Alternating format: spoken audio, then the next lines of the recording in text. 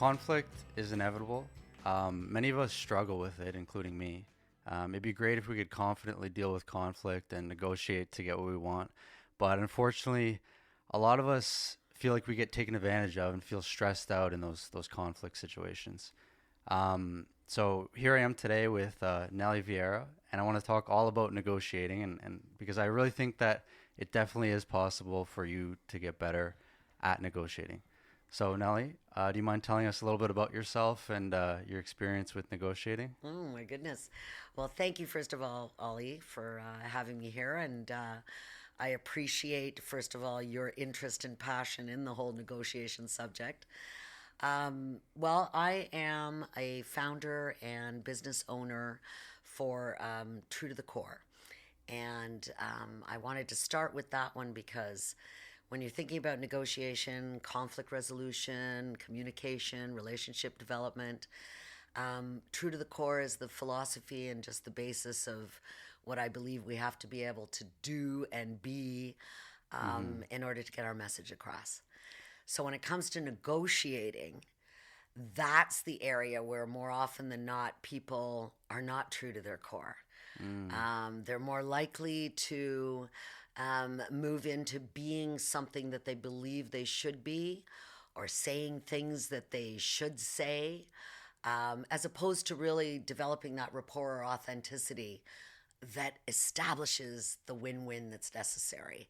So I deal with people in consulting and coaching on helping you say what you need to say to mm-hmm. get what you want and to Yeah. feel good about it. That's all Yeah, there I is to really it. love that the sound of the true to the core messaging, and I definitely want you to elaborate on what that really means and how people can be more true to their core. But I'm also curious, like you said, you do coaching and training. Um, what do you find people are really looking for? Like what really motivates them when they come to do your coaching and their training, besides the surface level negotiating? Like what are they really coming to get when they want to get negotiating training? They want to overcome, is usually what it is. Overcome the fear of failure or losing. They want to avoid resentment or regret, Right. especially. So people always feel that they need to second guess a lot.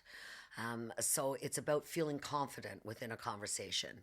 It's about feeling that they need to process exactly knowing what they want so that they're focused in Mm-hmm. that conversation. But it's a fearful thing. I mean, as soon as you mention the word negotiation, people get weird.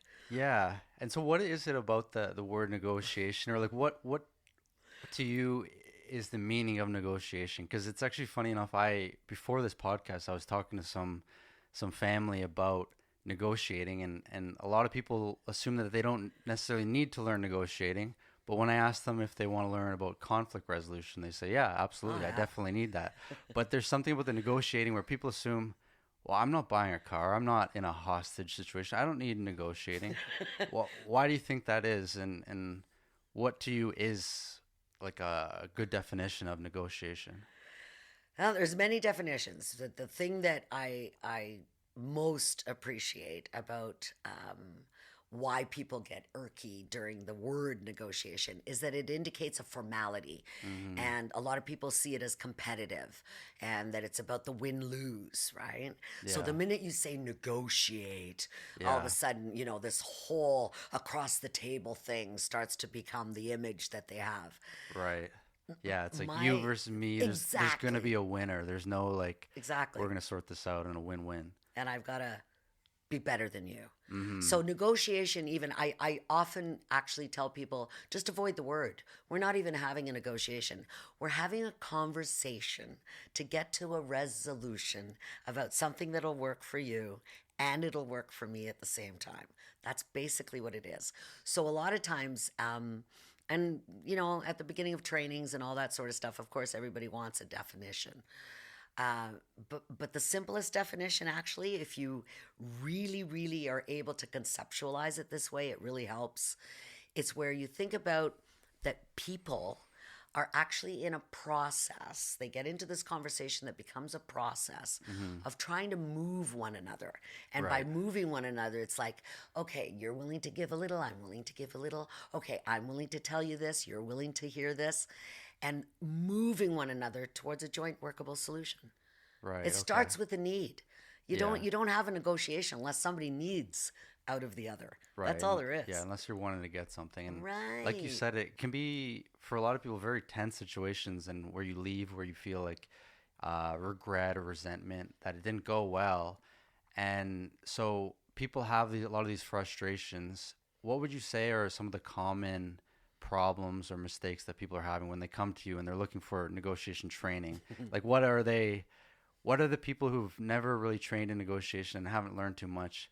What are they missing out on? Is it like a mentality thing? Is it just a combination of things? It is, for the most part, we're all capable of it from a technical and you know your business. So you know if you're going into a negotiation or you know you're going to buy something or you know you're going to talk to somebody about something. You're very clear on what it is that you are trying to accomplish. What ends up happening is that we start falsifying or not being authentic with how it is that we're going about it. We're second guessing the things that we need to say. The confidence, which means the fear of I'm going to say something wrong or I'm going to tell Right. you too much. Or so everybody seems to know how to bargain, and this is Mm, what we think negotiation is. It's where I go, okay, I'll give you $10 for that. No, no, no, no. I get that's not a negotiation. That's a right. bartering, back and forth sort of thing. And that usually ends up in a compromise. But Yeah. what people don't see as a negotiation is all the developmental parts, the ability for me to build enough a rapport with you, and not by getting to know you or your kids or any of that stuff. This is, Hmm. that it's not the sales schmooze. No. Whether I know you or don't know you, it's about me being able to speak to you very genuinely about what it is that I value in this, Right. so that you'll tell me what you value in this from a reality perspective.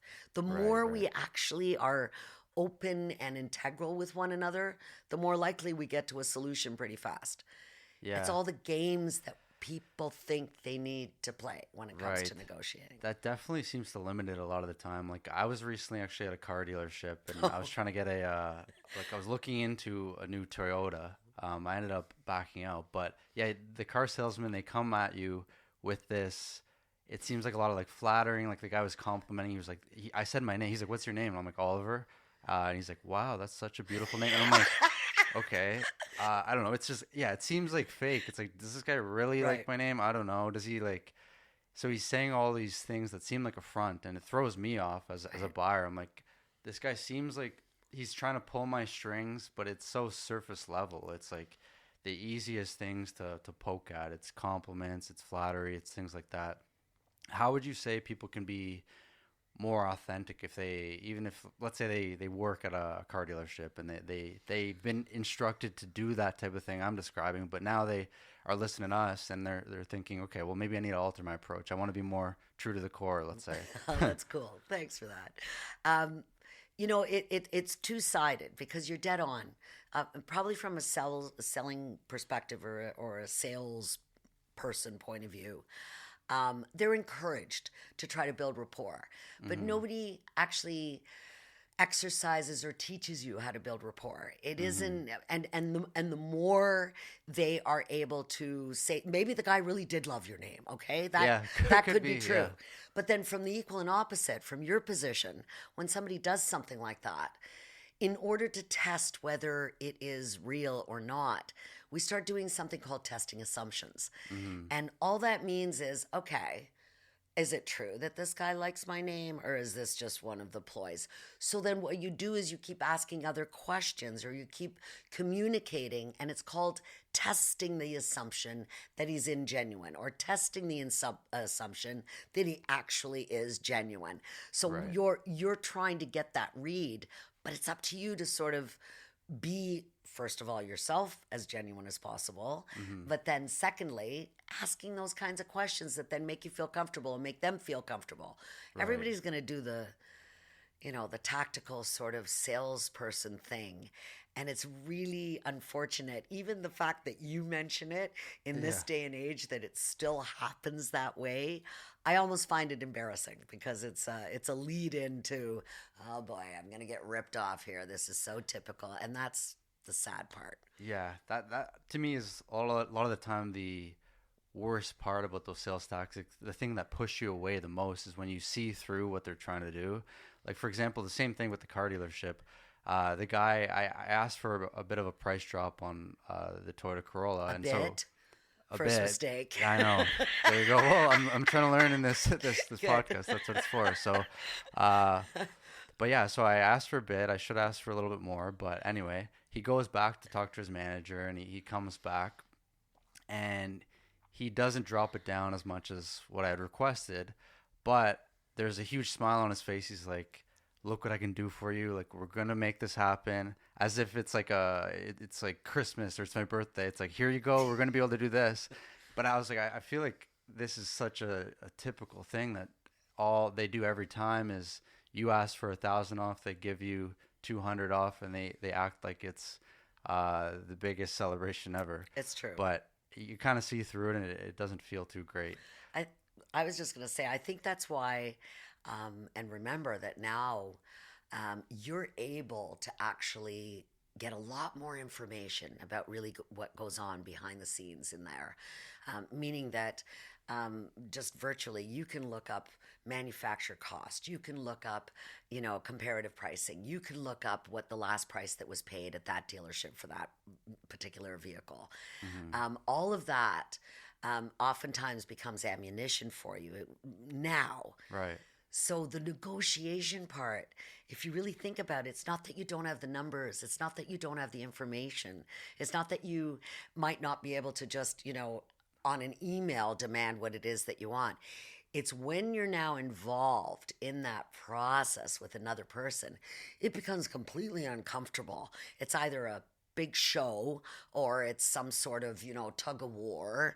But very rarely is it one of these things that, okay, let's just be straight. What's the bottom line in terms of what I could? Nobody's going to ever give you a bottom line. That's why negotiation is necessary, because we Right. don't trust that you're saying it's a bottom line.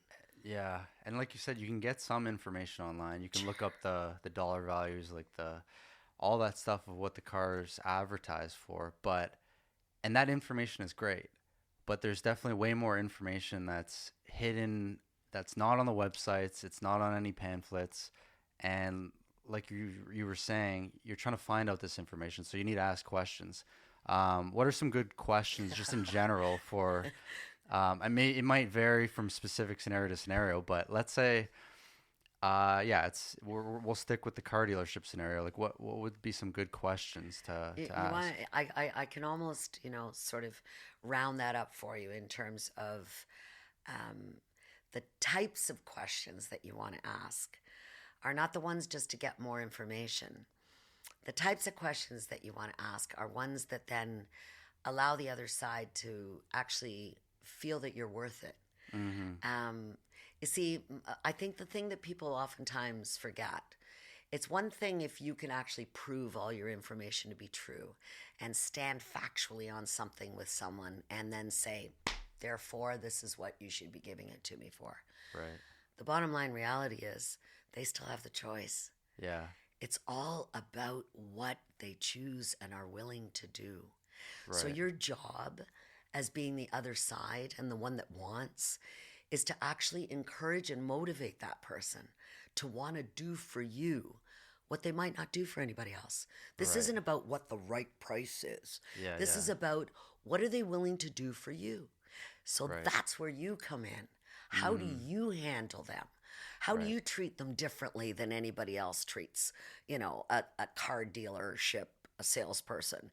So right away, we've got, even think in your mind, all the assumptions you're already making. The typical rip-off artist, the guy's going to be, able to come up with all the lines, blah, blah, blah. And now if you go in and you handle this individual and the way in which you're talking to them in a different way, and one that kind of says, listen, I bet you get a lot of the, typical customers that come in here that just want to fight you to the wall sort of thing. I want to just have a conversation with you that says, I'm somebody buying a car. You've obviously had to do it for yourself as well. Can we just like get down to brass tacks and enjoy the process of what it is that we're going to be doing here? I know that sounds lame to a lot of people where they say, oh, come on, you're getting really soft with the. On the contrary, what ends up happening is people are going, oh my God, this person is making an effort that nobody else makes. This person actually sees me as a Yeah. human being as Right. Yeah. opposed to, and that's where it starts. For sure. Yeah. I definitely would think that a lot of people approach those car salesmen and a lot of negotiations as this person's a barrier. Like I want to get through them. Exactly. They're a challenging obstacle, and they're throwing things at me that seem like flattery and deception and all of this. But yeah, I could see how that would be way more beneficial of an approach where you actually connect with this person and you build a little bit of rapport quickly.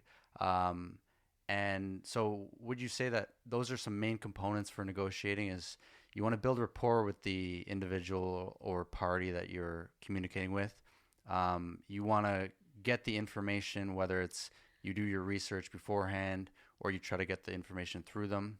And it's a combination of those two things. And maybe you want to throw in, like, in the word persuasion. Like, is there a bit of a three pillar thing that we can use for negotiation here? It's like uh, Three pillar, interesting. Okay. three, maybe there's four, I whatever you don't mean. know. I I just don't mean, know. Go for it. yeah. Would you agree with that though, where you're essentially trying to get all the information that's out there? Because I walk up and I start negotiating with somebody, and I don't know what they know. I don't know what motivates them. I don't know what they're interested in, and so I want to know all this information if I'm really going to be try to be persuasive with this person. I can't be persuasive with them if I don't know what their motivations are and I don't know the behind the scenes things. So you need to ask those questions to get that information, but then also be genuinely trying to connect with them and build that rapport so you don't come off as a sleazy salesman and it's like a genuine Yeah. persuasion thing. It's not Well, a manipulative thing. think about it though. If even just in terms of, let's say, you and I having a conversation, um, are you likely to be open and willing if you looked at me and the way that I'm talking to you is attitudinal or one-sided or completely demanding? There's less interest for you to even get involved. Like Hmm. you'll do your job, you'll do your job. Just think about what you do on a day-to-day basis. That's a negotiation in itself. Do I make more effort in this particular area or do I just do what I need to do? Yeah. And that's what I'm saying. A negotiation isn't about you just being able to prove that someone else should do for you what you're asking for them, right? Hmm. Hmm. A negotiation has a lot of intention behind it that is based on trust. And I know that people think, oh, don't waste your time trying to build a relationship. Relationships have all kinds of different definitions. I can have a relationship with somebody that's only 10 minutes long. It could be someone that I'm just in a grocery store with, but it has to do with how they've served me or what it is that I needed from them or the way in which I had an exceptional need from them. And how I manage that will make a big difference to the next person that walks in and believes they have a right to it, or that you are simply the service person that is supposed to be responding to my need. So that whole mindset part that you were talking about, that's number one. That it really is about how you set yourself up. And I have a little philosophy about the three ingredients of you need to trust, understand, and then communicate. And I know that sounds as though, but wait a minute, aren't you communicating through the whole thing to say that? Yeah. But in order to actually ask for what you want or be able to persuade the other person, which is really about motivating. When you persuade someone, that's that moving part again. Now I Hmm. understand what you value. Now I understand what's important to you. Until then, I can't move you with just saying, oh, you know what? Well, I'm willing to do this for you. And you go, okay, thanks a lot. But that didn't make a difference. It was just Hmm. something I just gave away right now that you're willing to take, but it didn't change the scenario Right. because it was just easy. Hmm. So there's so many things that go with that, but to be able to develop the kind of, so those would be my pillars if I was going to say Yeah. it, is just the We spend too much time in the talking, in believing that we're going to get our message across. Right. When really, it's about really listening to how the other person responds to your questions, or where it is that they go, or what they put the level of importance into. That then you start to recognize what's valuable here and what it is that now I can help in achieving their need so that I get what I want. Right. Yeah. People often don't take the time to try to understand what the other person, where they're coming from. Like in the car salesman situation, you look at them as the obstacle, but it would probably be way better off if you think, well, what is this guy looking for? Like, why does he really want to sell me this car? And why is he looking for that specific price? And when you start asking these questions, you understand them on a deeper level and probably build that rapport a little bit more. You know what's interesting about you even bringing up the car salesman Hmm. is that both my husband and I just recently purchased our cars that we had leased for quite well for the typical time that you're supposed to lease, I guess 2 or 3 years, whatever it was. And why I'm even bringing this up to you is because, everybody draws on the car dealership thing. Hmm. And yet, there it is that I was just sitting here thinking to myself, that's a true life experience that we've just had that I almost take lightly, because we did build the rapport with him. Because the guy jumped through hoops in order for us to be able to do exactly what we are financed with from a lease point of view into how we're actually going to own the car. Because had we stayed with a lease, it would have been double the price. And the reality is that that wasn't even in his control. That's just the way that the market has moved in terms of everything that's been happening from a supply and demand point of view. So, Hmm. sure, we could have, bargained and gone to get another vehicle, or would have changed the financing completely.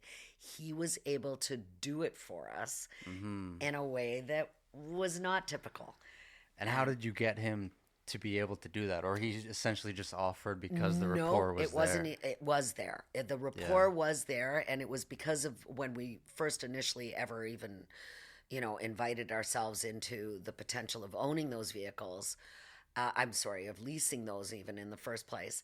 The way he went about it, and his, if you want to talk persuasion, he tapped onto my husband pretty amazingly, Oh yeah. because oh yeah, I mean, men have more of an affiliation oftentimes with the sort of the car and all the rest of it Yeah. than women do. And I'm not saying that women don't. We do have, car enthusiasts, but I'm one of these people, I just need to drive, like, Yeah. I'm Yeah. okay with whatever. But for him it was important. And I've got to tell you that this guy didn't do the schmooze. He Hmm. was so good at just kind of asking Steve what it was he, needed to feel, and what was Hmm. important to him, and the way he, and it was, I watched this whole process take its course. But that was what actually then led to the honesty and the exchange, and him telling us about his own I mean, we know so much about this guy Yeah. now. It's unbelievable. It's like we're best friends.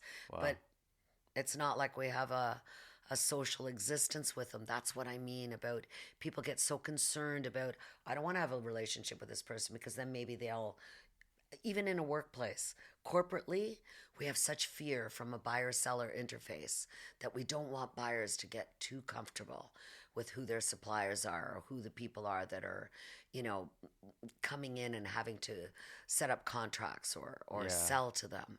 Do you find people get worried about exposing too much of their own information because they feel like that they're going to get taken advantage of? Exactly. Like if they tell the car salesman exactly what they want, exactly what their finances are, then if the car salesman didn't have great intentions, he might be able to pin you in a corner. He's like, I know everything, and so you're gonna have to go with this option. There's part of that. Um, yeah, and that definitely makes it an easier sell when somebody comes through a car dealership and they do know what they want. I'm kind of like you, where I'm not a huge car guy, so I don't really have very many specifics. And last time when I was talking to the Toyota person, they were asking me those questions. They're like, "What are your must-haves?" And I was like, "Honestly, I just need like a basic car just to get from A to B." And so he's like, "Okay, well." what kind of color. I'm like, oh, I'm not that picky. So it it makes it tricky. It Yeah, does. but yeah, the rapport thing definitely is massive, and I feel like a lot of people who are listening could relate to that, whether it's in a negotiation or just when there's somebody that you really, really know and you've known them forever, things just happen way easier. You don't need to Why is that? discuss yeah, it's because that It's rapport is already built and trust. the trust is there. Right. Yeah, so how would you say though, like if you want to build that rapport quickly, like let's say you step in, you don't know this person and you don't want to be there for a whole day. You want to talk to them for 30 minutes and hopefully be able to make a good deal. Like what are some recommendations you'd have for trying to build that trust in a shorter time period? I'd say the first thing is to actually assume a positive intent. Mhm. And I know that that sounds simple, and yet, remember when we were saying about the mindset part, the reality is when we go into a negotiation, we have negative. We believe that there's a negative intent on the other side. Right, yeah. They're gonna get me, right? Right. So we put up our guard and start doing all the defensive stuff.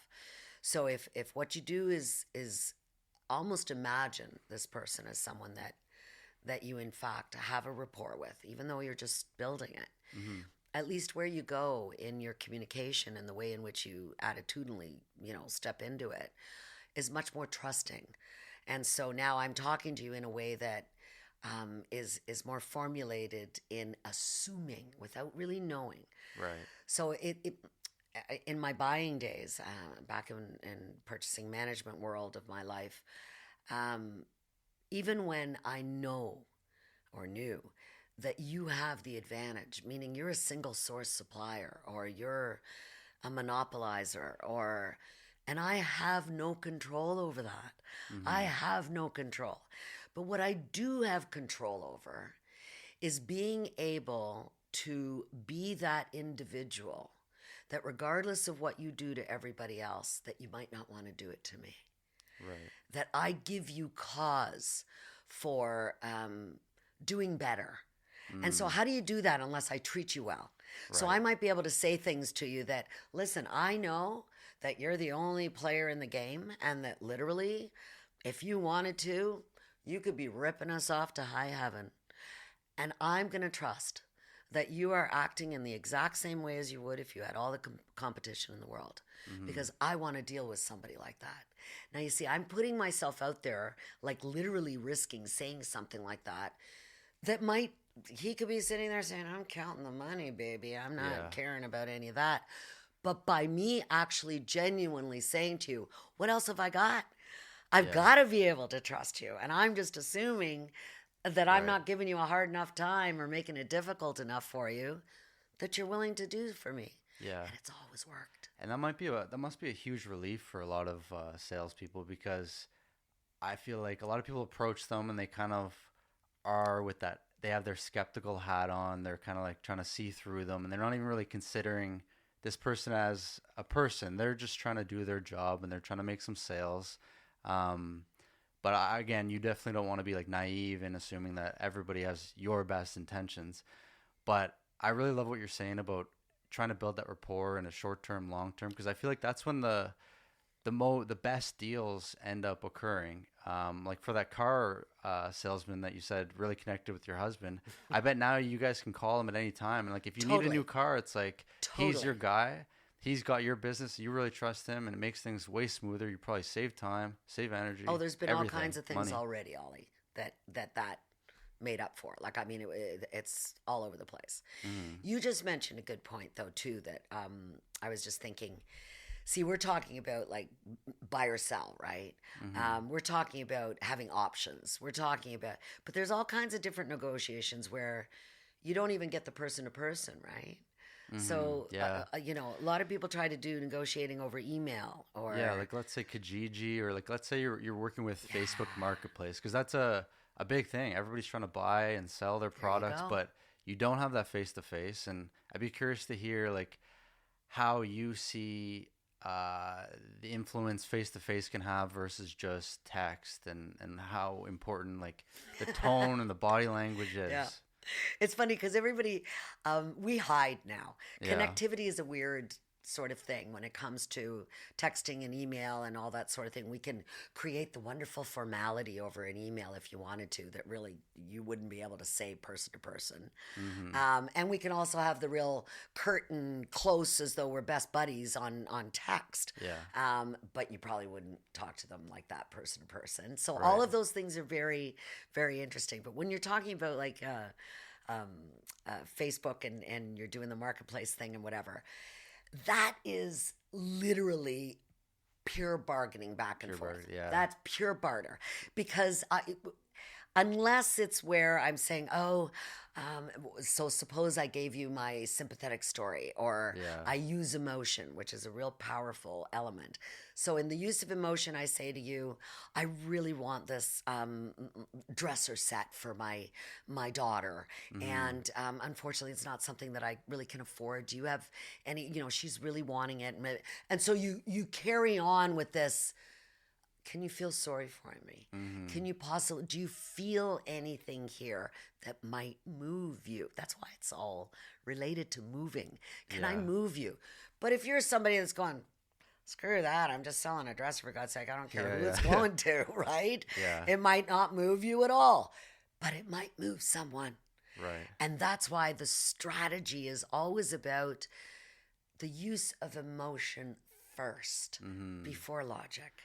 Yeah. And So, whereas most people would come in going, that dresser's not worth more than $50, whatever, right? Right. So, that's the logic stuff. Don't go there first. Don't Yeah. go there first. Well, it's so hard to build trust online because I mean, you have like dozens of people messaging you for your dresser, and it's like I don't know who's really telling me a true story.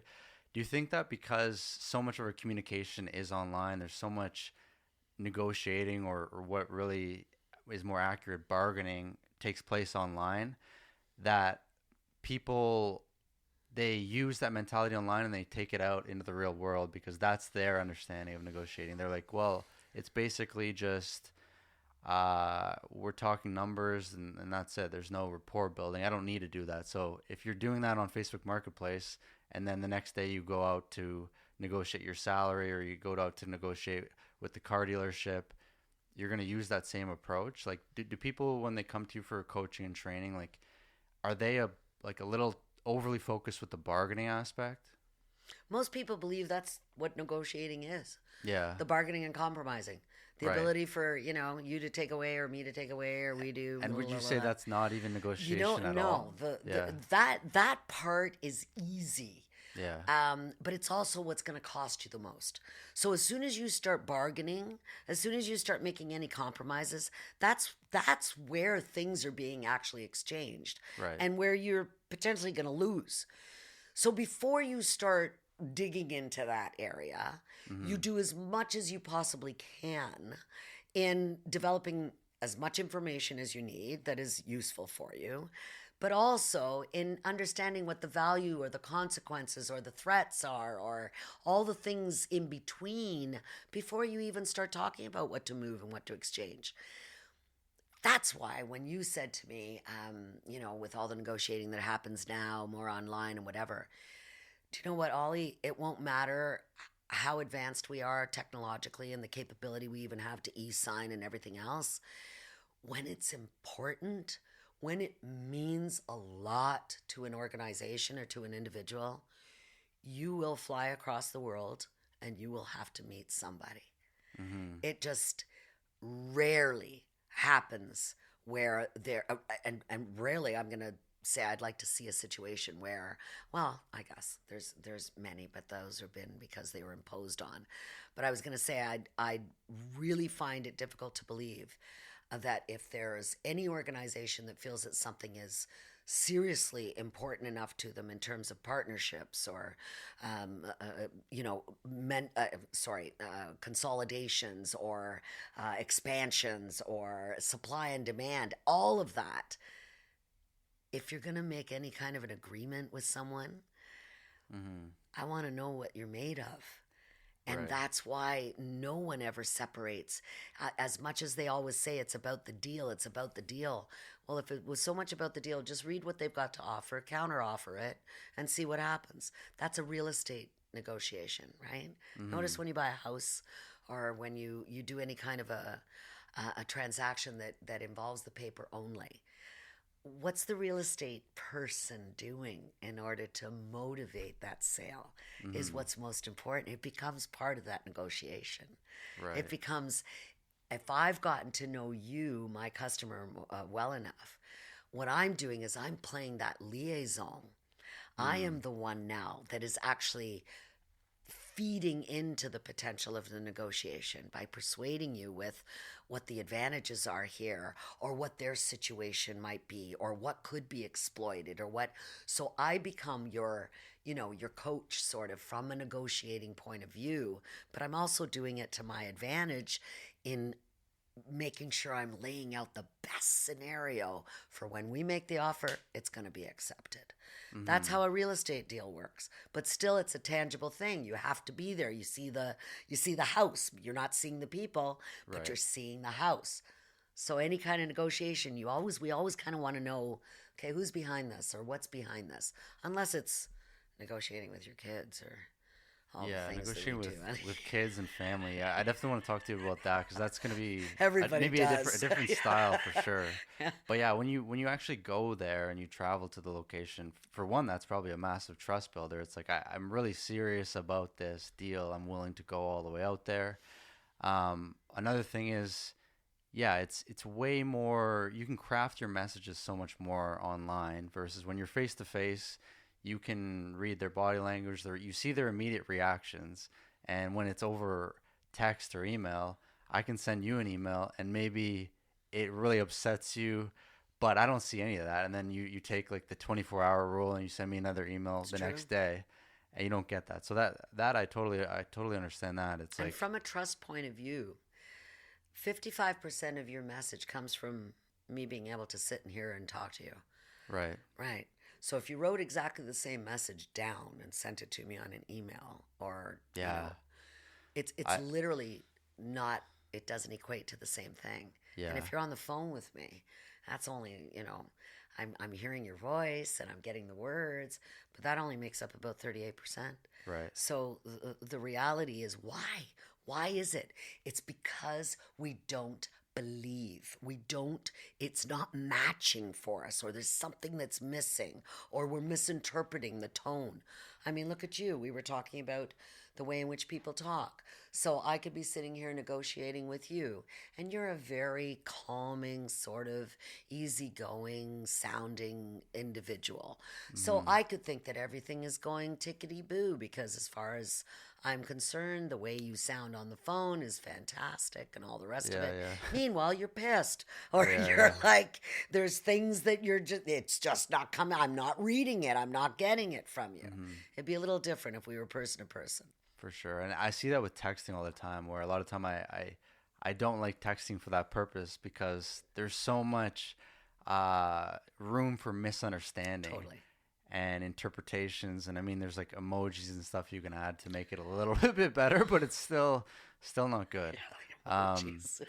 yeah, so that I guess is a good tip for anybody out there listening is like if you want to be a better negotiator, you want to build that trust, and a great way to do that is to be face to face and show that person that you're willing to put the effort in to be there. And then also you can see where they're coming from a lot more. So Exactly. if you are a skeptical negotiator and you're worried about somebody trying to deceive you, it's way easier for somebody to type out some nonsense or something that's a lie over text and send you Yeah. that email and send you that on Facebook Marketplace than it is for them face to face. I mean, it's not always easy to get that face to No, face in a lot of negotiations, but whenever you can, try for it. Is that a good? that's a very good piece of advice, seriously. Mm, And you're dead on. It is difficult.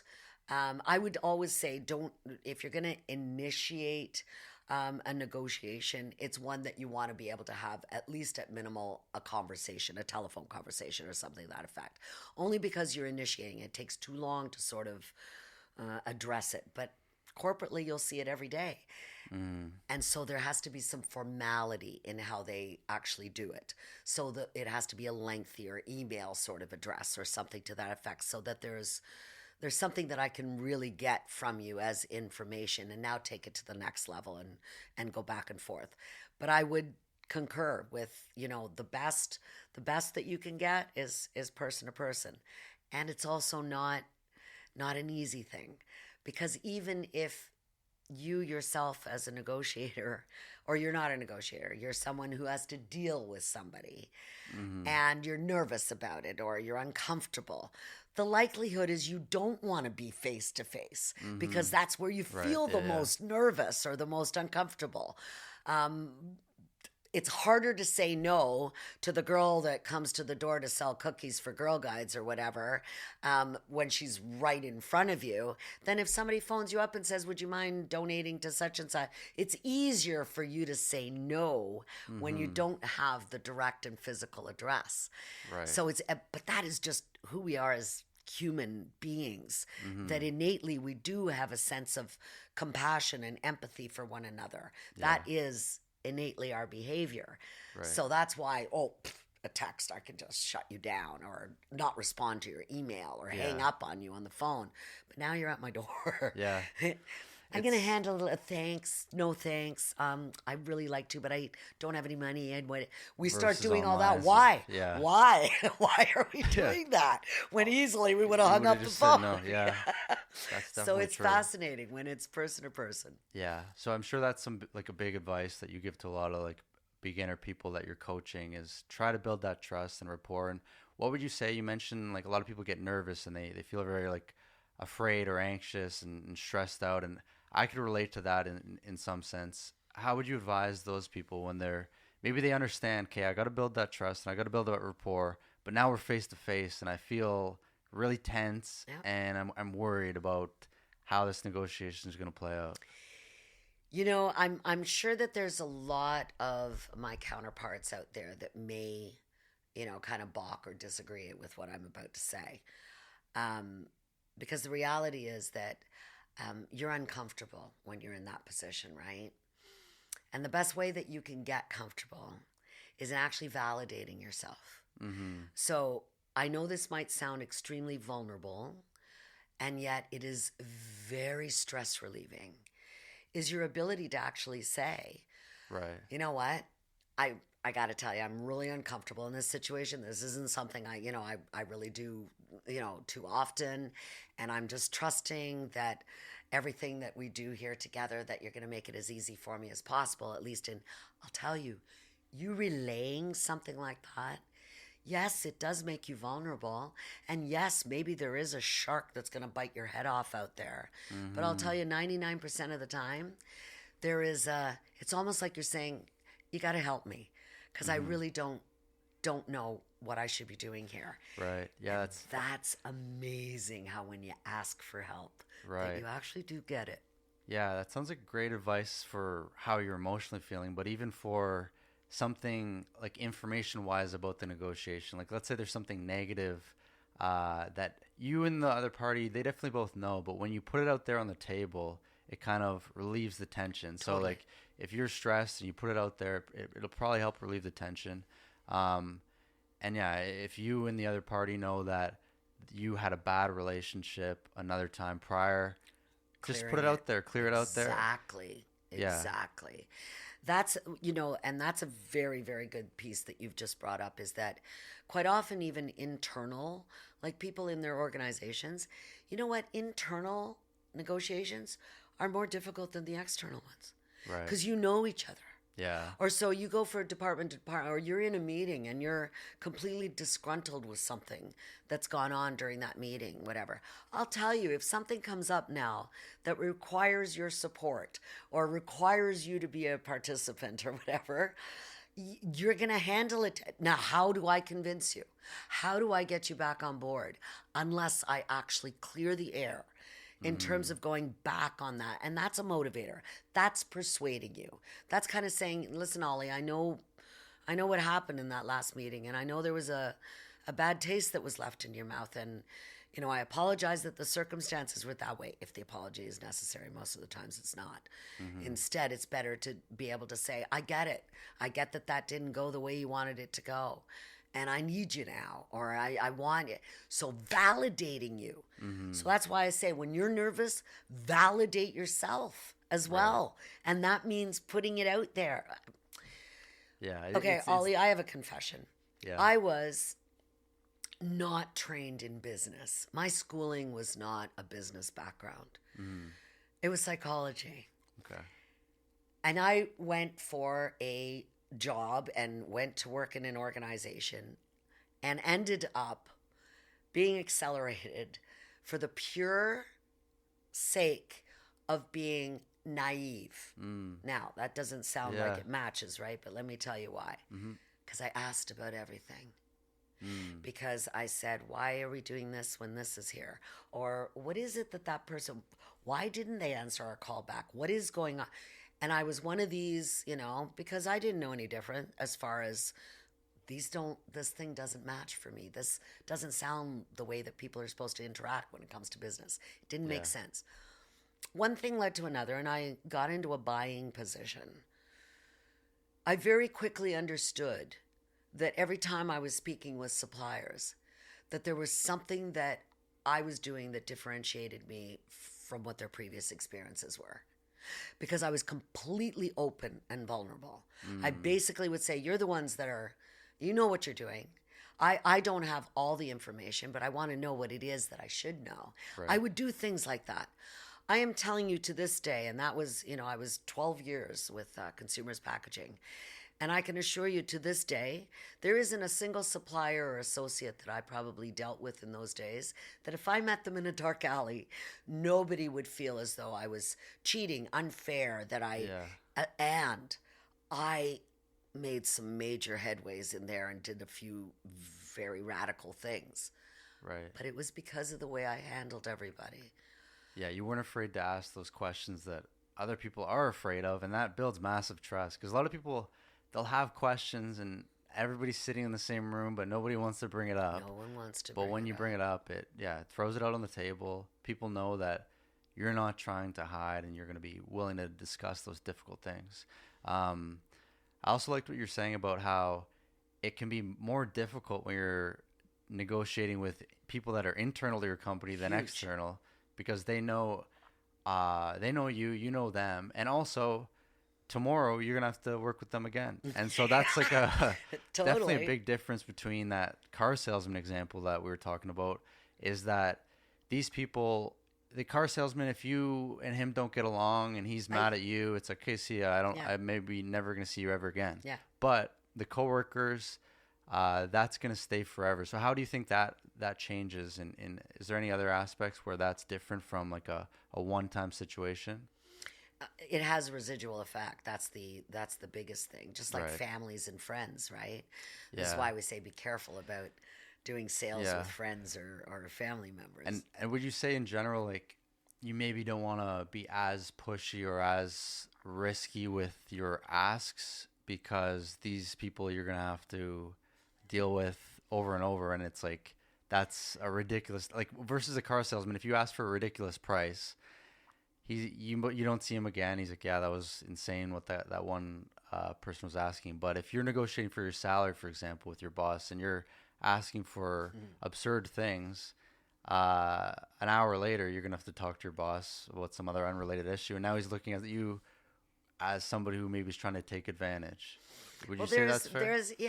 there's and I think this applies to every negotiation because even if you went and did the ridiculous ask of the salesperson, if you really are beyond reason, like if you've really gone, beyond the crux of some, they could just write you off as well. Mm, So you didn't gain anything by doing that. yeah. But to your point, um, internally or externally, if you've got a good grasp of what it is that you're looking to achieve, like what you really want as your ask, Hmm. the trick is always to go slightly above that. The trick Right. is always to create the ideal. Now Mm, you've got at least a little bit of movable room, right. and not a little bit, because you wanted to make it expansive enough. But here's the deal. What people generally do is they just believe, okay, I wanted this for $100, so I'm going to say that I'll pay them 50, right? So Hmm. they'll do something of that nature, Yeah. but without putting anything to it. So all they're doing is just labeling a figure. So if you went in and talked to your boss and you're looking for a raise and you're putting, you'd like to get at least $5,000 a year increase, right? That's what you're looking for. Like right now, you'd be happy if that's what happened, right? So what you do, you start asking him for $10,000 increase. Or 20,000. That's where you think. But the key is that why it's called the ideal in terms of what is the maximum supportable. It means how do you support that? Because maybe you are worth it, but can you support it? Right. Could you it's like, for instance, somebody that looks at, a canvas that's got all these colors on it and stuff, and it looks like a scenery and whatever, and it's in a frame, and they go, yeah, well, that's not a painting I like. But somebody else looks at it and they go, that's a Van Gogh. And that's worth a lot of money, and I'm willing to pay. The value that you're actually describing depends on the person that's receiving it or seeing it. So if you're talking to your boss and you are looking to idealize the value of what it is that you're asking for, it has to be equitable. You have to be able to prove it. Otherwise, this is how it sounds, like a bargaining thing again. Crap, looking for $20,000 more. Well, there's no way. You're only going to get 5. Well, okay, well, how about 10? Oh, there's no way. You're only going to get 5. That becomes the conversation. Right. Is what the monetary or the articulated amount is, as opposed to the value attached to it. Right. There has to be some logic behind the emotion. And I guess that is a huge aspect of persuasion. We talked about kind of the fundamentals of negotiation, which is building that trust, building that rapport, being persuasive, and getting them emotionally on your side. But you also need to have it make sense. And so it's got to have some logic that backs that up. And so you can't be throwing numbers out of the blue as much of a rapport as you have with your boss, or as much as a rapport you've built with the car salesman. If you ask for something that just straight up doesn't make any sense, it's like, yeah, we really like you and you're great, but we can't. No, that doesn't add up. Exactly. And so the money's got to come from somewhere. Exactly. And so I guess that could be another like piece of advice for people listening is like you probably want to plan like as much as you can and do your research so you know what you're coming in technically on the numbers side and from like a analysis sense. So there's that aspect, but then there's also the more personable level where there's like the trust and the emotional side. Would you say there's because I've heard this before, there's the emotional, the logical, and then maybe a perceived threat. Is that another threat component? Those are the ones that good. I'm glad you remember all this. This is awesome. The idea behind the use of emotion is that it's what opens the opportunity. It's like, for instance, you could have all the logic down pat, right? Even if you were thinking about who might be a qualified date for me, right? And so there you go. Oh, check, check, check, check, check. No different than choosing a supplier. Who would be the best resource? Check, check, check, check, check. But now, until you actually go through the process of understanding what all that actually means. Like you can have all the facts down pat, but you need to understand how it gets applied, what they value, the way they process, how they communicate. Are you in line with them? Do you like how their background works? And that's the same with how we meet people. The implied threat or the consequence isn't always, it's not, which I want to make sure we've got something clear. Never threaten in a negotiation. We never want to say, if you don't do this for me, then, if I don't, anything that starts with if, forget that. But how you are implying a threat is oftentimes you might say something, listen, we went through a really hard time with our past supplier. I just want to understand that there is no way that we could possibly be in the same situation with you. So what am I implying? I'm basically saying, if you put us in that same situation, there's going to be trouble. But I'm not wording it that way. So I'm implying the potential or the lost benefit. I bet you've heard this 1,000 times. People at work say this all the time. I know, Ollie, that you really want to get visible with your senior management group and whatever. And I think it'd be really good for you if you attended this executive meeting that's coming up and you are not wanting to go. And so, what they're saying to you is, this would be so good for you, Mm-hmm. right? That's an implied threat that if you don't go, it doesn't give you the visibility. It's the Right. same way of me saying, if you really give us a favorable price, or if you're looking, I know that if you really make it look good for us, this could lead to future bit. All that is just an implied threat. And Right. we do it with our kids too. It's the Yeah. same way that we talk to our kids. But instead of saying, if you don't clean this up, this is going to happen. That's a direct threat. Right. Instead, we think that by motivating them with, I'm going to be able to give you $5 if you keep your room clean for the rest of the week. All you've done is just a reverse threat. If you don't clean it up, you're not getting $5. That's all Right. you're doing. Yeah, it seems like a lot of the time that's what it ends up being, is a reverse threat. It's like It there's is. something to be gained if you do the thing. Like with that Right. work example, it's like, yeah, there's something to be gained and you're gonna miss out, and that's bad. So Yeah. the implied threat, do you think it's a fair takeaway that should generally be kind of subtle and perhaps, like we were saying, a reverse threat? Because nobody likes an ultimatum where you say, No like, ultimatums. if you don't give me this, I'm out of here. It's like people, they want their freedom of choice, and I feel like whenever they're presented with an ultimatum, they often want to pick the thing that favors them, even if what makes logical sense is to go with that person.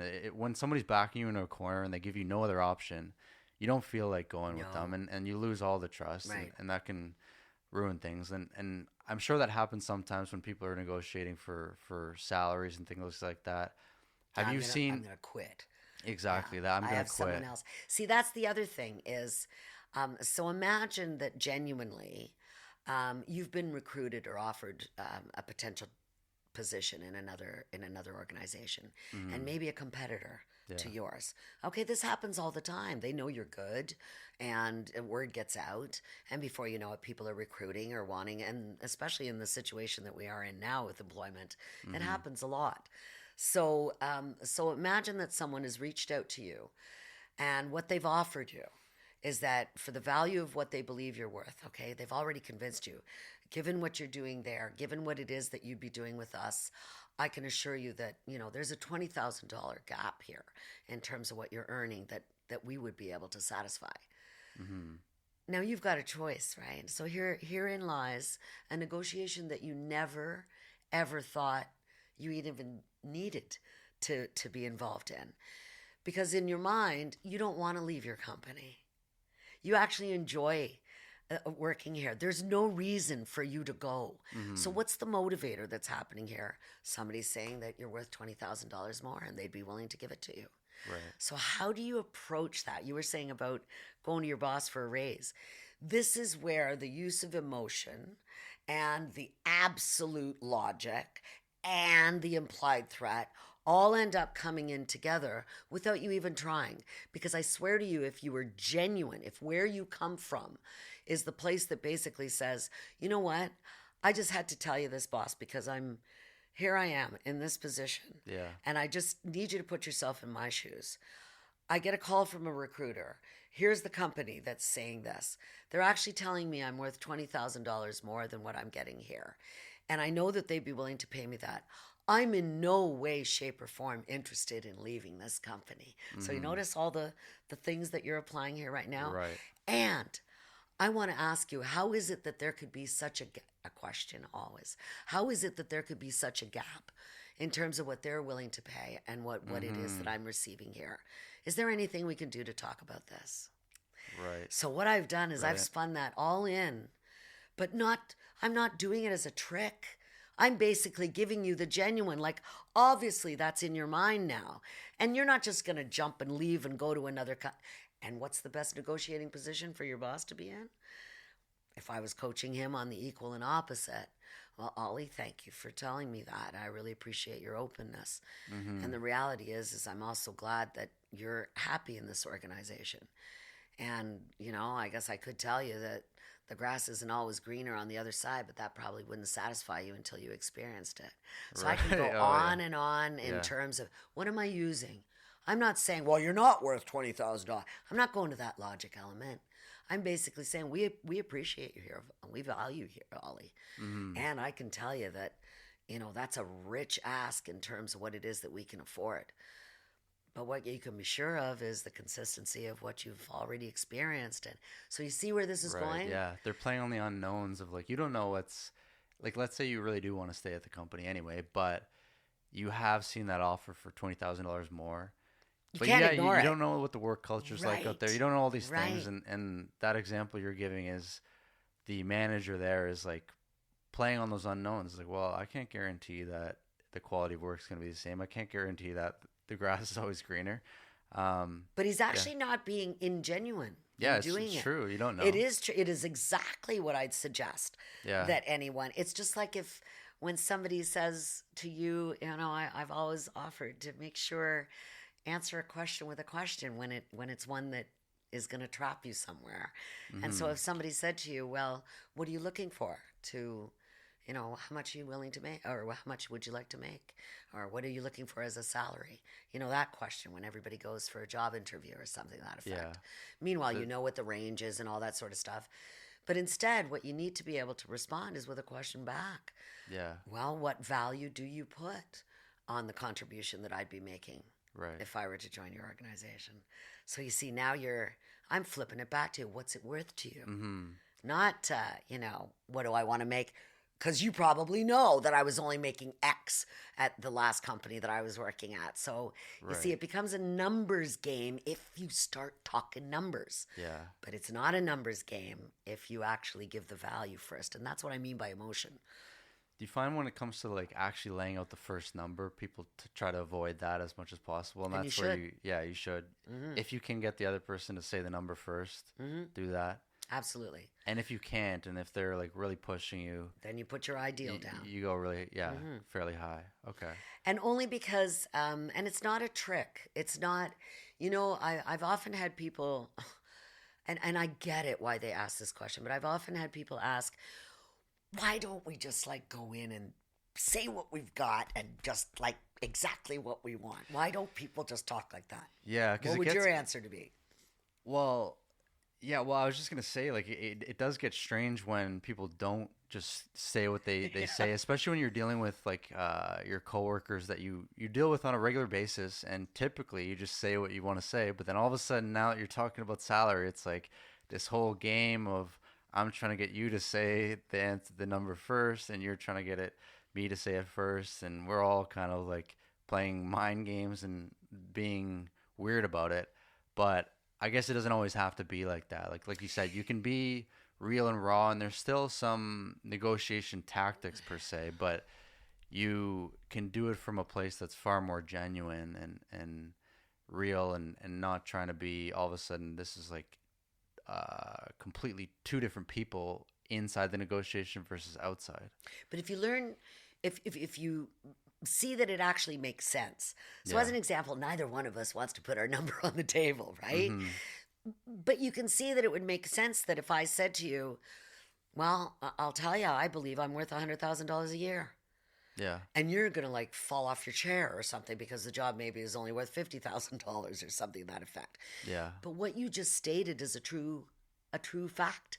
Yeah. I believe I'm worth that. Right. Or but if what I said is, well, I believe the salary should be, or, Yeah. I'm looking to get, or, so you see the change in that I'm not insulting you in any way, shape, or form. Yeah, you But I'll- genuinely think that you're I like, I do. think I'm worth this, and exactly. you allow the other person to maybe disagree if they have Perfect. to. So Yeah. if I don't put a number out, if it's gone to the extent where nobody's actually saying something, I need to put something out that now you will be able to discuss. Would you want to formulate that in a question as well? Like, let's say rather than say I think I'm worth this, you will follow up with a question of like, would you say that's a fair evaluation of me? No. Or that's too much to put Yeah, on no, one? no.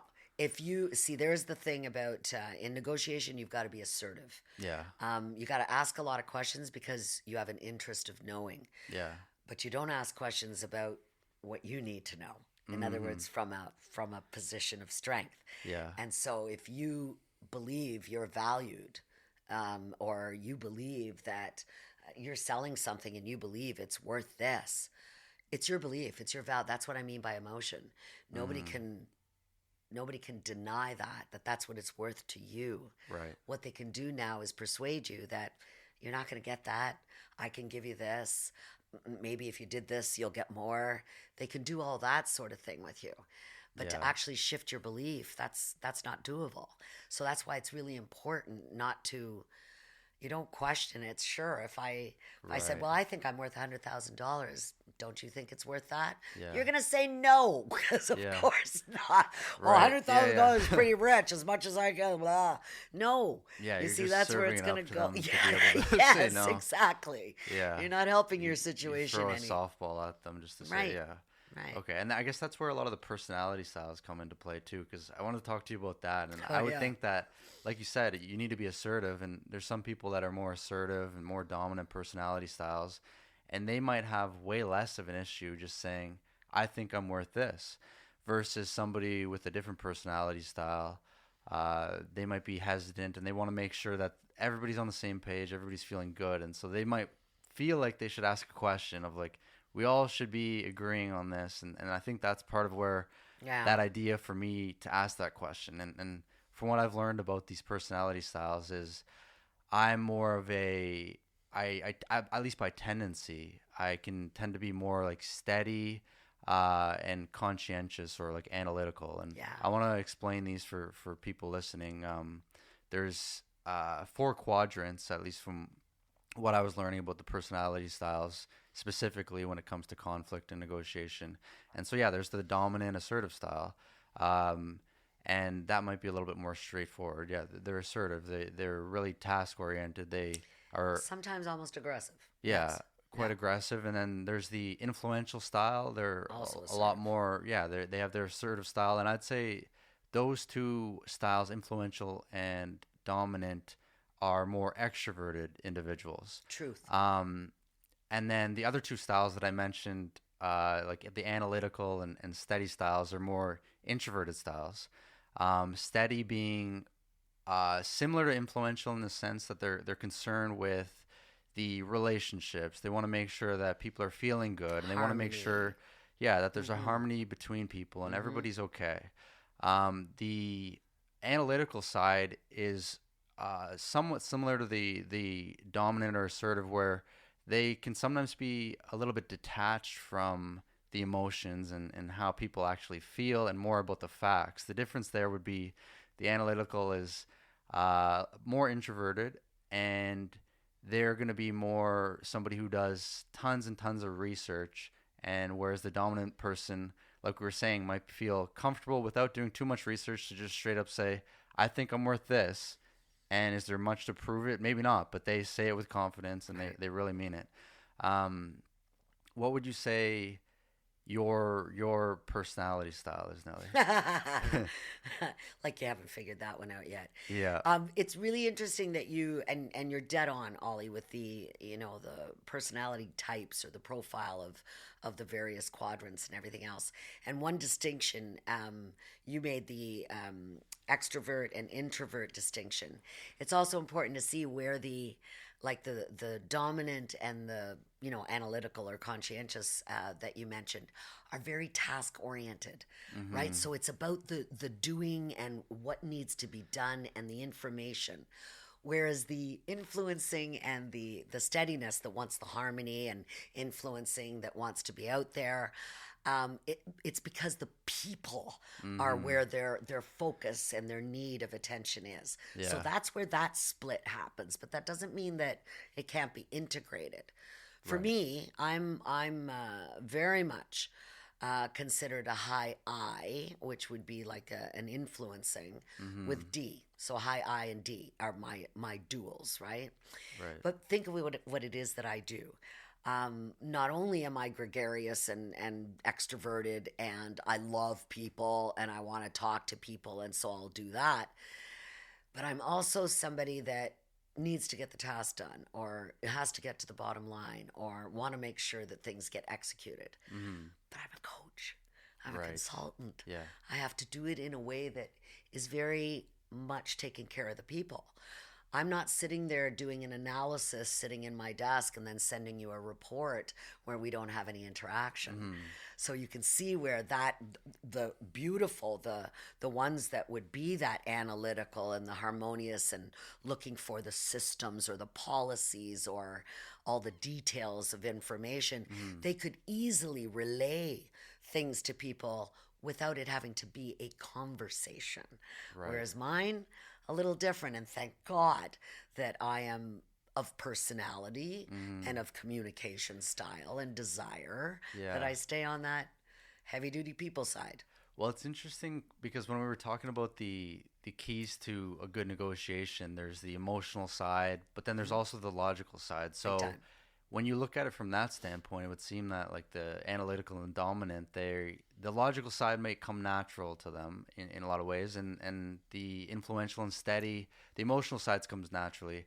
So it seems like wherever you are on the quadrants, there's something for you to learn on the other Absolutely. side. Um, Or to make sure you have as an access resource. right, yeah. If you're collaborating, yeah, it's definitely know it's your true. strengths. It's true. And yeah, like yeah, know your strengths. That's only really going to come from trying to understand your style. How did you come to know that you are a DI? Like, I guess once you study the quadrants, maybe it was just obvious. It's Oh like, yeah, okay, I land right it was there. But pretty obvious. I think even most profiles that we do, yeah, and whether they're work related or personality profiles or they have to do with conflict or they're all really good information for hmm, and you know what, Ollie, this is like a big bracket even within the negotiation thing is that the better you know yourself, the better you know what your triggers are, what you react to, what disappoints you or you dislike with other people and in their interactions. So no one personality is the best. hmm, So there are people that you might gravitate to because of the way in which they entertain or that you enjoy or it makes you comfortable or you learn for whatever reason. You know the reasons why you gravitate to certain people. But yeah, there are sometimes people that you have to deal with that are not your kind of peeps, right, or you don't get why they just responded or said what they said. You don't know what to do with that, or you're not the kind of person to actually react or respond that way. And when you think about the analytical types, my God, detail oriented and very much taskmasters. We can say all of that. Does that mean that the dominance and the influencing probably less likely to worry about details? Doesn't mean that they're not detail oriented. Doesn't mean that they couldn't do what's necessary. It's not their preference. hmm, So, yeah, an influencing like me would be someone that if I was dealing with something highly technical, I need you beside me, Ollie. I need you to give me the information I require. I have to depend on the resource because it's not important to me. It doesn't matter to me. Can I just fit it into why this is going to work for you? And hmm, so it becomes part of the formula, but it doesn't mean that I change my personality. What I may need to do is what's known as flexing my style. yeah, If my style is to talk to you and to get to know you, and your style is you're not interested in any of that small talk, and we just kind of deal with what it is that I'm addressing here, then I have to hone it in and be able to be a little more detailed than I'm used to being. Make sure I'm presenting to you what you need.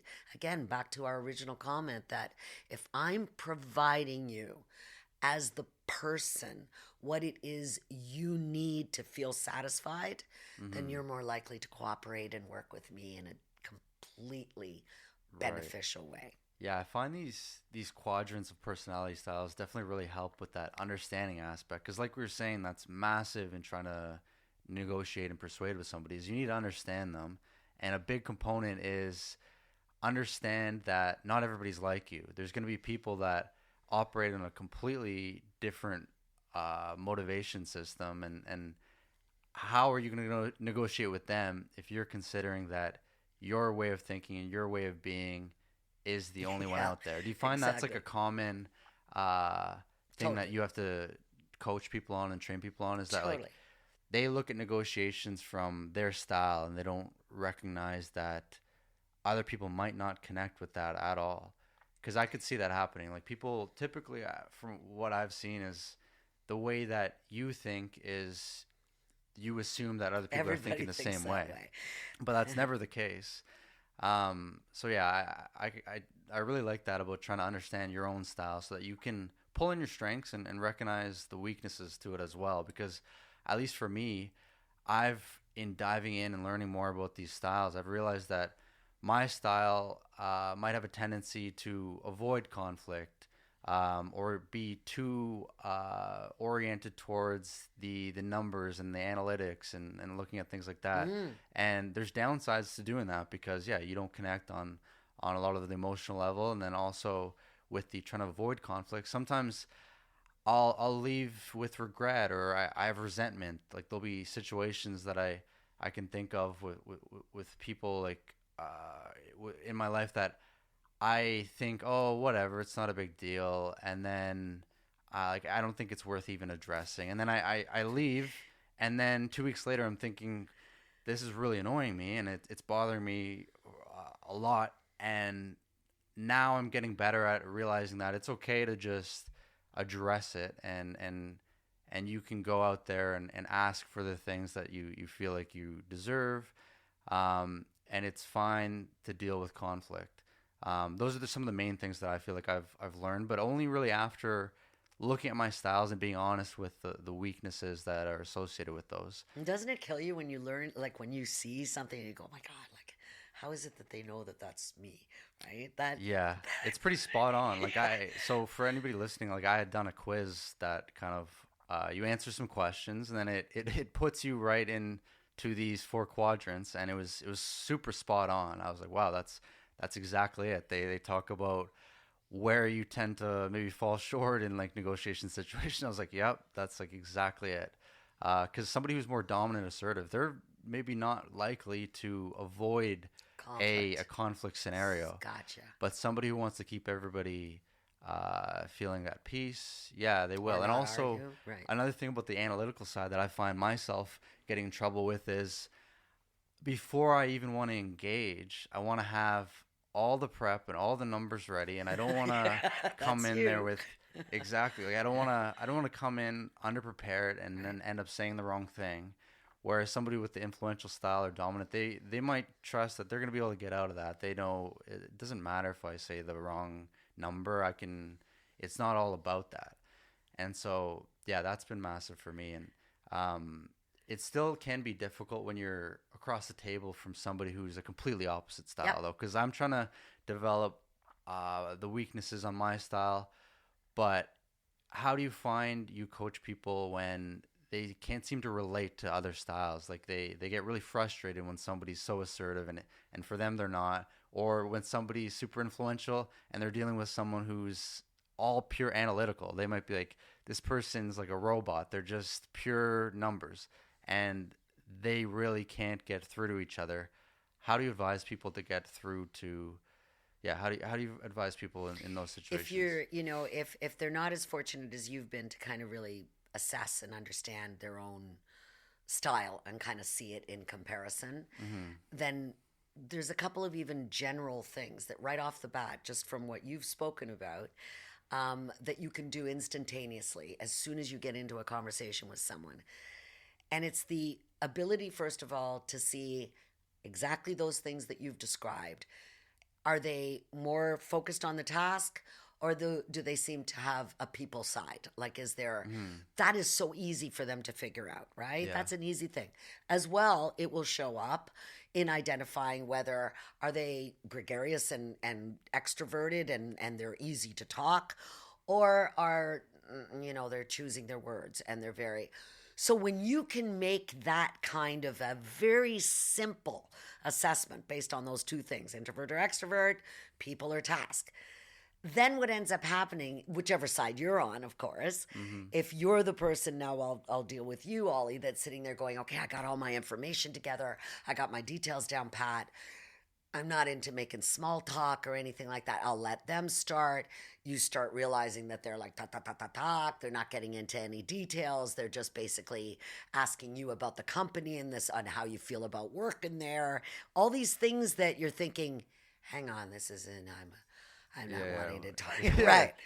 So We have, that's we where have the you same go into direction. mode of recognizing, okay, people stop, and you give as much as you can in the comfort of where it is that you recognize you're doing a value adjustment for them.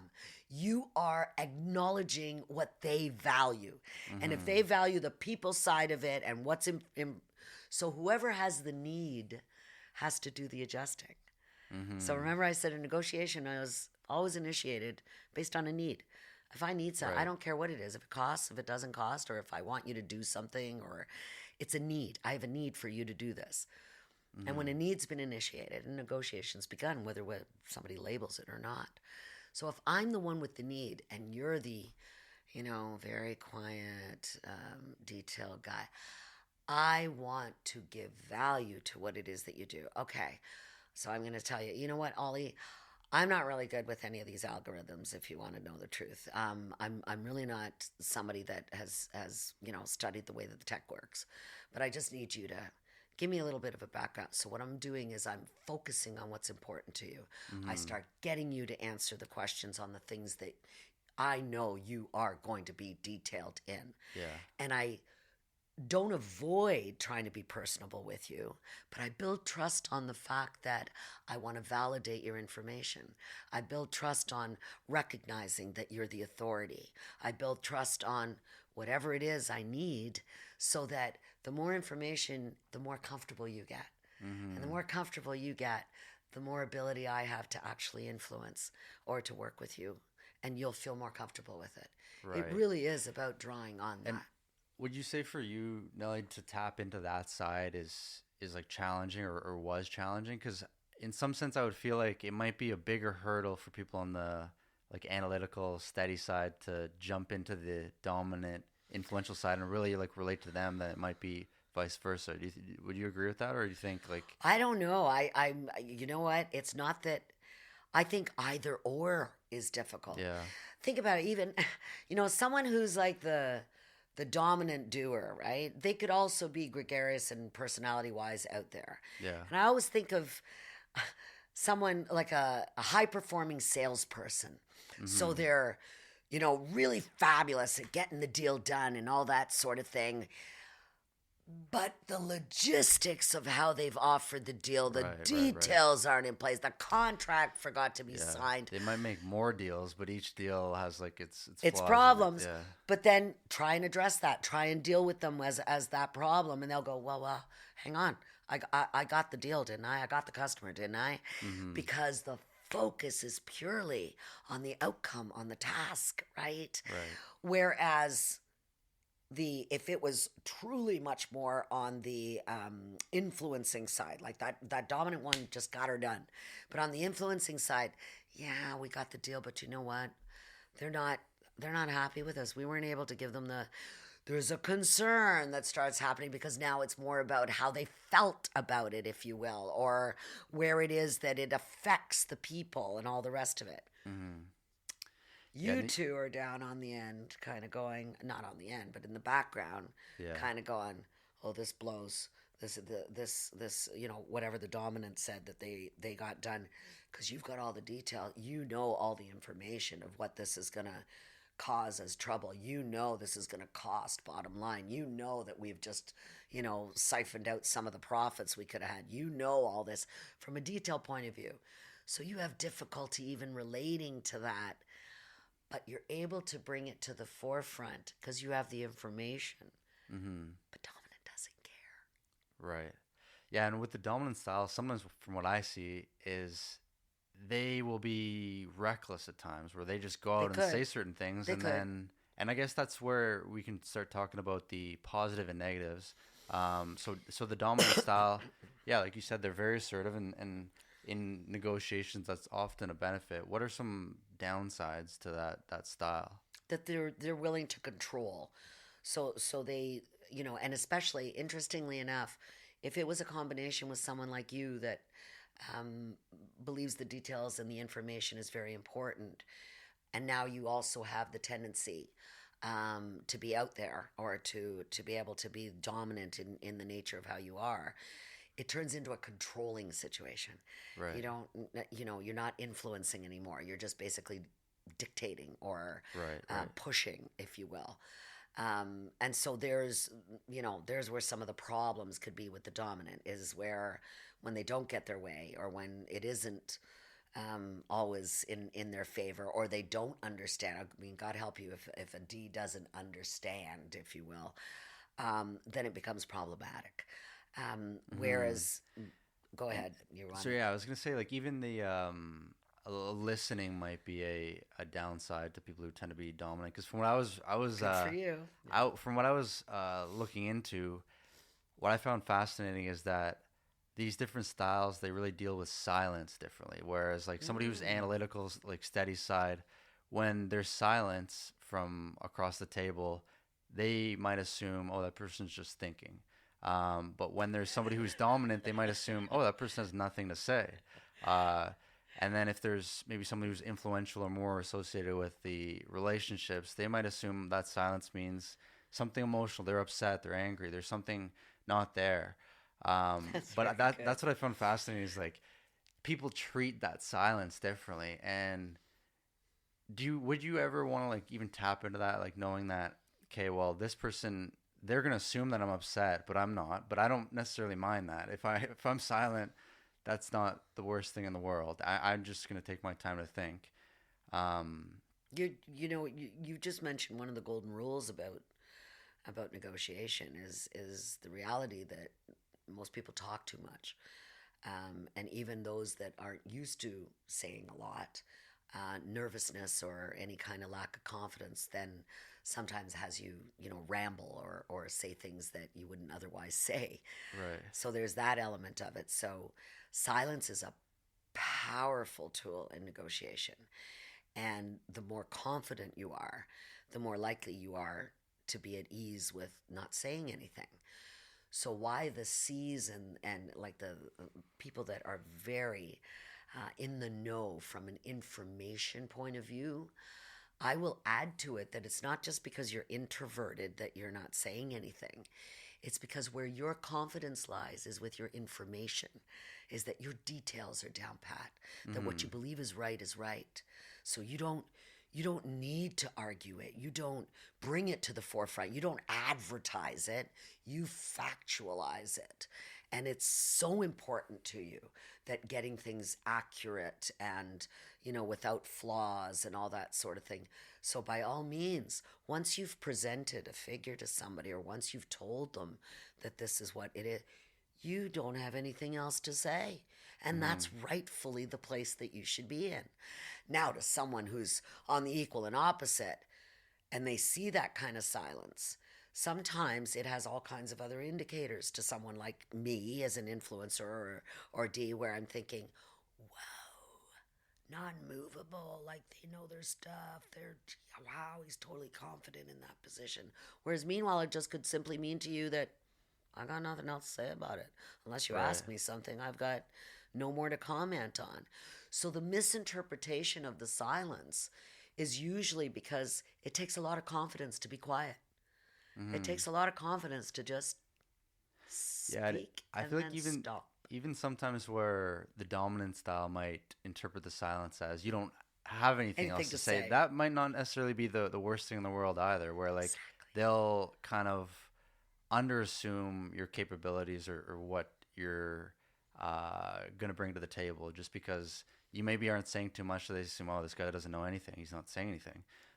But then later you could perhaps surprise them with what you do have and you do know.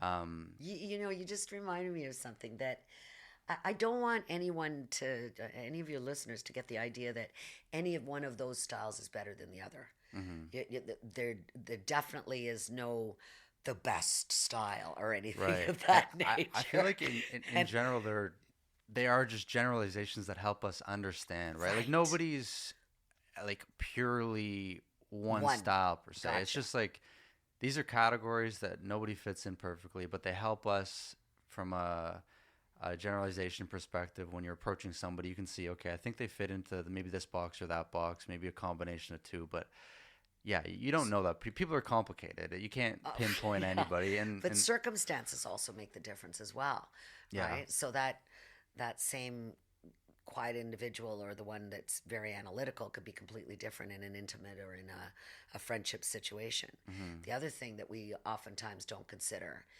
is that more and more the capability that you have to be able to relay, and when I say you, the more analytical style, to be able to relay information without worrying about the nuances, that's powerful in circumstances where it is about email or it is the transfer of information, where the personality isn't required. It's right. about the whole backdrop of what's necessary to know in order to make the right decision. Wow. Whereas up there, it might be filled in with a lot of, fluff and gaps and, marketing, advertising, and all this sort of thing that is meant to influence differently. Whereas you got it down Hmm, pat when it comes down to, the right. communication that doesn't require person to person. What do you recommend when you are training, Excuse coaching me. people, and you find, okay, you are this style? Do you recommend that they try to gain some skills in the other style perspective? Like, so for you, you're, let's say, more dominant, influential. Would you want to Sorry. gain some skills in the analytical, steady side? And for me, would it be valuable for me to spend some time and energy trying to gain skills on the opposite perspective? Would you say that, or should I lean into my strengths from what I am more likely by tendency? You're not going to change who you are. So, Mm-hmm. excuse me for that. Your personality overall doesn't change. Mm-hmm. When I ask you to flex your style, it means that you're aware that what's going on across from you is different than what you have as a tendency. Mm-hmm. And that through that now, you pay attention to how you manage your style. That's all it Right. is. But I wouldn't ask you to, as an example, you should go out there and just be a little more gregarious Yeah. or try to be more demanding or Mm-hmm. no. Yeah, it's a big ask for a lot of people when they're pretty set into their Sorry. categories. Like for sure. Like I think for me that being more assertive would come easier than it would be to be like the enthusiastic salesperson. At least for me personally, like that would be a much Right. bigger hurdle. Like being assertive is, I feel like, yeah, that doesn't seem like as much of a challenge. It's just, yeah, be more assertive. It's a lot more basic than change your personality fundamentally so that Yeah. Just you're start more enthusiastic. So yeah. start trying to be like somebody else. No, that's not good advice. I don't want you to think that changing a personality is necessary as much as adapting to being comfortable with what the other personality is doing, Yeah. that Yeah. it's not about you. Right. And so the more you focus on that, um, and even allow for it, Mm-hmm. you'll be far more influential if you allow the style that shows up in front of you to be its way, Right. and yet you're aware of how that, that's just the style, that's just the type of person, but what you're staying focused on is what the intent of that communication is about. So it means you need to know what triggers you. Remember earlier when I was saying about, you know, make sure you get what irritates you. So if you've got a very dominant person talking to you, if you know that that is something that actually gets your back up or that you feel uncomfortable with so much so that you might feel that you won't even be effective, Mm-hmm.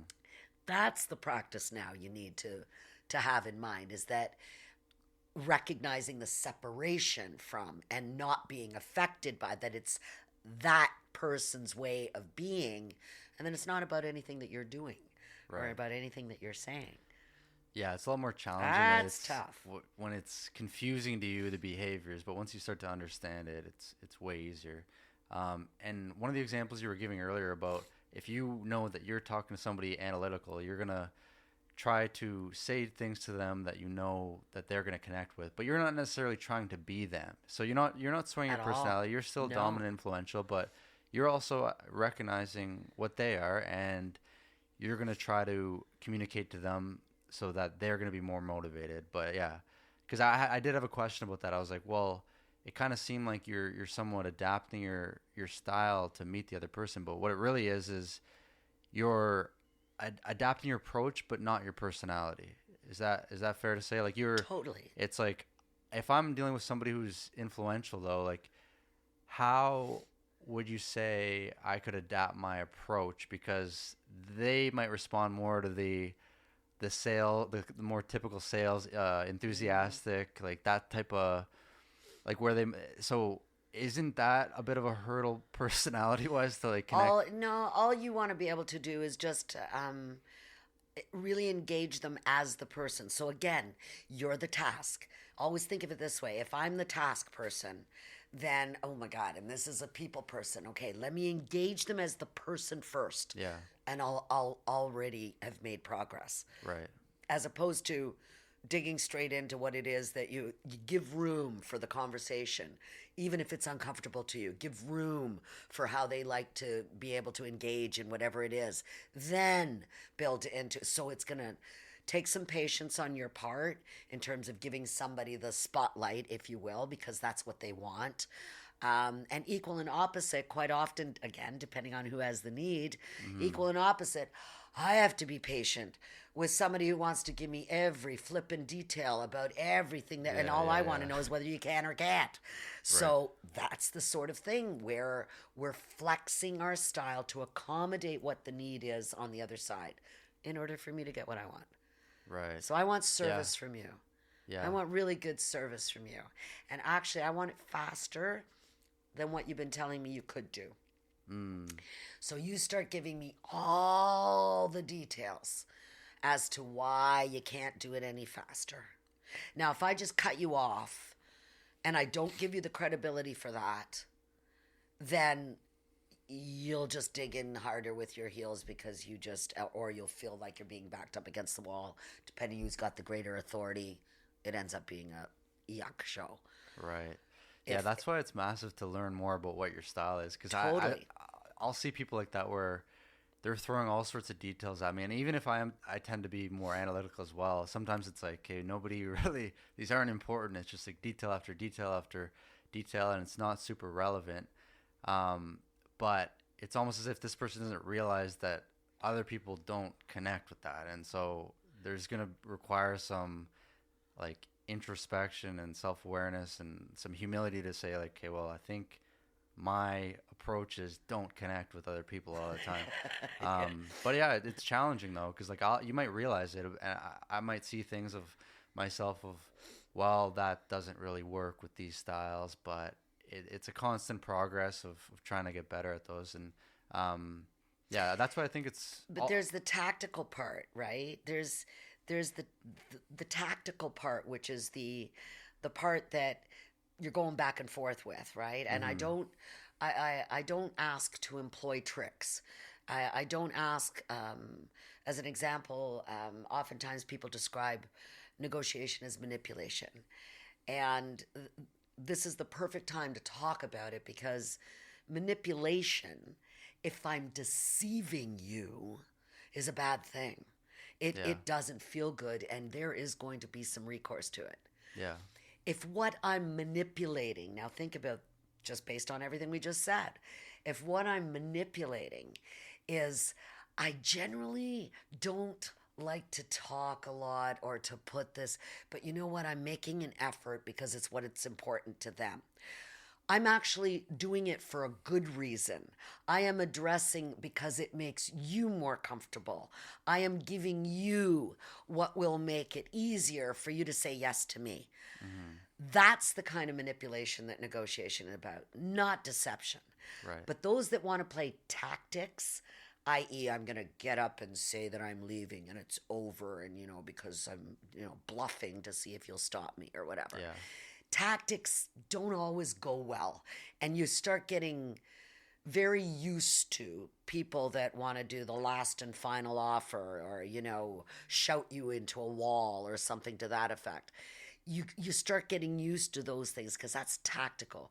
But when I'm thinking strategically, Hmm. It means I got to remember, why am I here in the first place? Like, this isn't just about me being the better person between you and me. This Hmm. is about me actually accomplishing what I came in to do in the first place.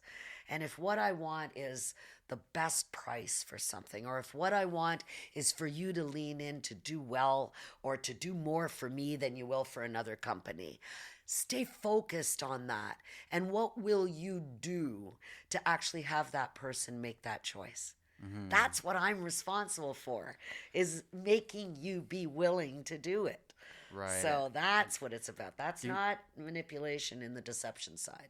No, do you find people are tend to be way too short term focused because they're not Yes. looking past this deal, they're not looking past this conversation. It's like if you were focused a little bit more on the long term, then you can develop those relationships and approach your negotiations so that you don't leave them feeling bad after this first negotiation, and you have great negotiations later where you can do it way easier. It's just a quick handshake, and you don't need to sign like thorough That's contracts with people trust, because right? yeah, that trust has been And that built. is true for the kinds of relationships or negotiations you might need for further and for long term or for whatever. Hmm. I'm offering to you that even with short term, Yeah, even for with one sure. offs, Yeah, if you want the best outcome, handle it the same way.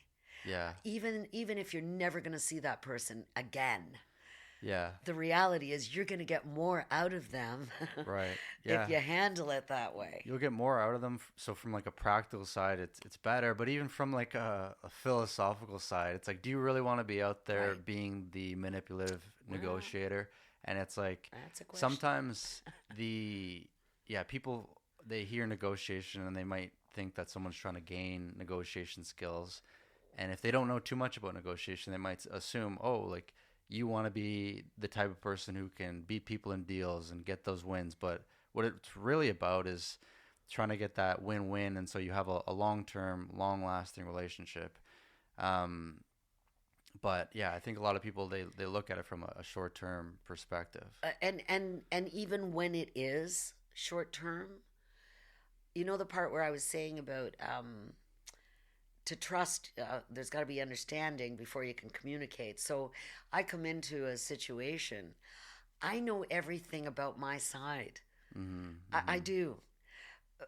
But I really don't know everything that's true about your side. Yeah. So the biggest work that I have is to actually gain information from you, information that you really want to share with me. Mm-hmm. And if you're the one holding the cards, that you can pick and choose what you tell me and what you don't tell me, that's why I work harder on ensuring that that trust is built or the rapport is built or that I'm easy to deal with or that I'm comfortable for you or rewarding in some way just Mm-hmm. by the nature of how I'm handling you, Yeah. that you provide information that is powerful for both of us. Mm-hmm. And so even when it is short term, how we actually manage that right from the get-go.